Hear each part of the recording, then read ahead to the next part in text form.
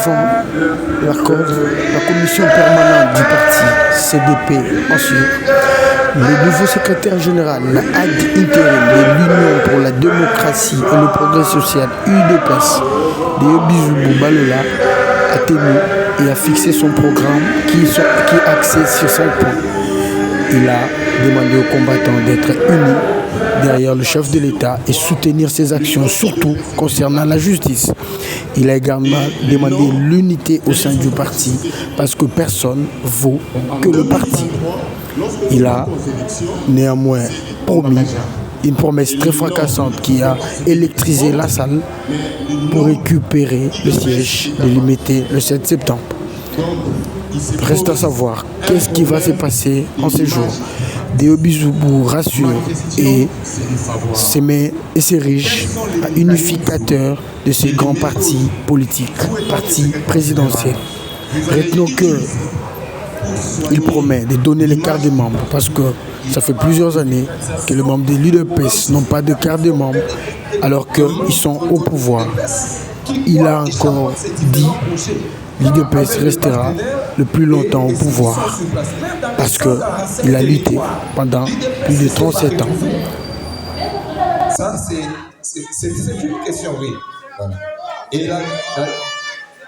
Et ma deuxième question est par rapport à la diplomatie. Par rapport à la diplomatie, nous sommes très heureux de voir que vous avez évoqué cette question de la diplomatie. Ma question est la suivante.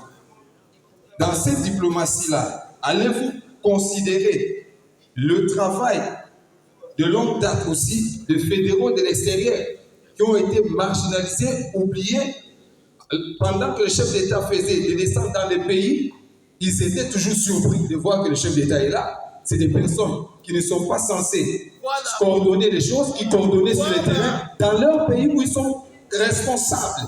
Ils ont été oubliés complètement.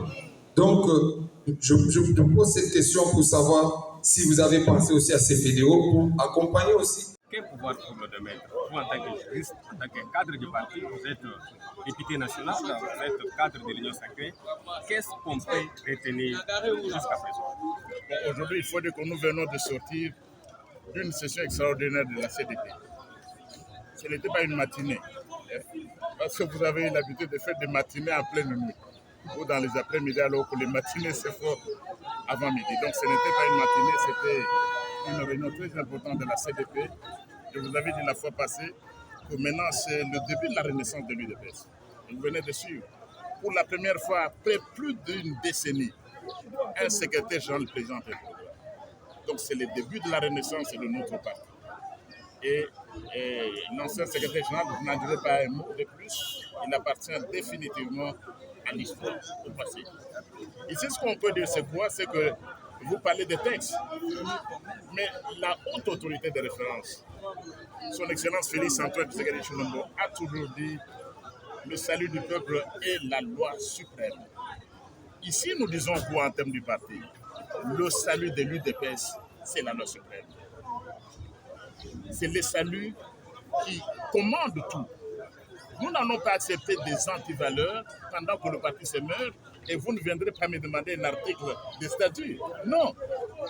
Le salut de l'UDPS est la loi suprême. Le parti était en train de mourir avec certains de nos camarades qui avaient renoncé à tous les idéaux pour lesquels Étienne Tshisekedi et ses compagnons avaient sacrifié leur vie. Nous ne pouvions pas rester là en train de regarder alors que le parti se mourait. Nous devions assister son Excellence Félix-Antoine Tshisekedi Tshilombo en organisant le parti. Je crois que maintenant, ce qu'on peut dire, c'est le rassemblement. Le camarade égaré qui naviguait dans les antivaleurs, qu'il revienne. Et puis après, nous avons le secrétaire général, l'école du parti.